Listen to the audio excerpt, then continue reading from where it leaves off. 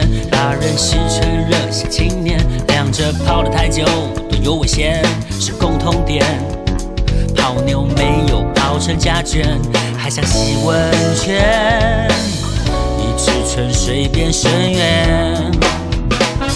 恋爱也像化学实验，安排时关少别相见，准备迎接最甜，属于两个人的新发现，看来很好。在爱情面包之间，谁知道等来的不是一阵黑夜。我有认识几个妹妹，平时都是大寒人，只要一碰感情，心机变很深。我不明白，她这样做是嫌我笨，还是想叫我解开爱里的乾坤？我有交过几个姐姐，一日行为很稳重，一谈恋爱很像随时会落奔。我不明白，她这样做是嫌我蠢，还是她正着于感情的完全？她不想斯文，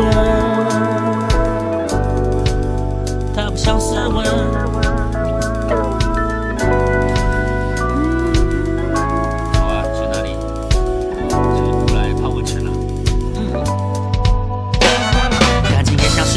先前有人看远，有人断线，知道何时出手，何时缩头才是关键。可惜恋爱不能保险，炒股票也不会天天过年。把面镶在烟雾下片，决战现场就是夜店，大家有同一招，就是全身拐角和酒圈，气氛很好。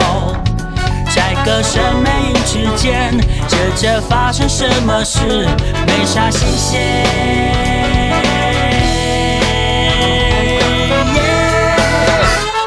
我有认识几个弟弟，真的都是老实人，只是天生好奇女人的体温。他告诉我，他这样做想要证明，恋爱不只是两个契合的灵魂。我也知道一个大哥生意很大很沉稳，约会几次就要跟人家过一生。他告诉我，黄昏已经人过中年，不用非常手段怎么唤醒青春。